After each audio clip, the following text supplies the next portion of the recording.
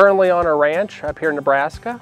I'm originally from eastern Colorado. About 10 years ago, my family had the opportunity to expand our operation, and expand to Nebraska. Of the different states we were looking at, Nebraska had a lot to offer, and just between the people and the resources, Nebraska, you really can't go wrong. We run a cow-calf operation, we have a little bit of irrigation, and we do a variety of mixed crops.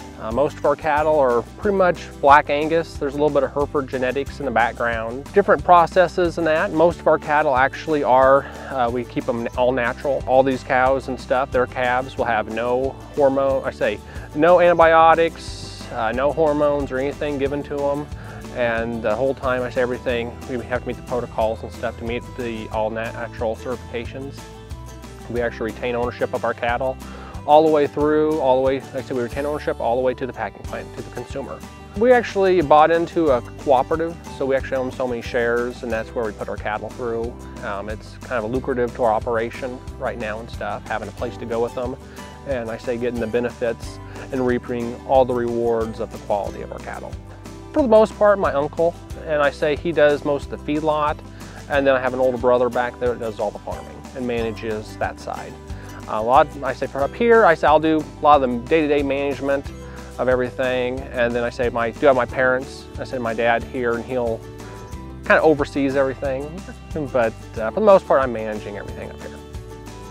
Well, I don't necessarily know if the sandhills are the greatest place to run cattle, but that is one of the only things they can be used for. A lot of flat ground where they're able to put in pivots. Pivots have gone in place, but the sandhills are so unique because of some of the varieties of grass, and they really benefit cattle. And let alone, the hills and stuff give you plenty of protection during the winter time if you're doing late grazing. One of the things, that's what they're best suited for.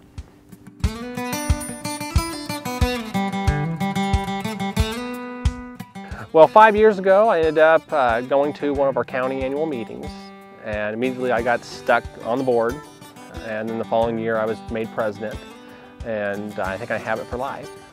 So we'll see what happens. But a couple years ago, I had the opportunity to start getting involved with the YFR and to the State Farm Bureau. I went on the Leadership Academy. I got into the YFR committee this last year in January. I got put on the committee, and a lot of it is just building skills and relationships.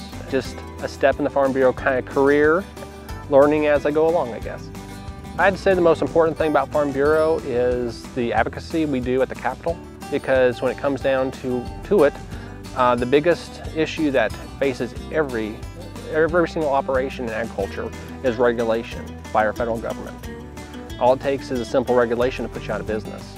And when you have issues, with water issues and different concerns that are coming through the EPA, comes right back down to the only battlefield that can confront that is our politicians, and being able to help encourage them in the right direction. I'm Daniel Hasart. I'm a cattle rancher, and I'm Farm Bureau proud.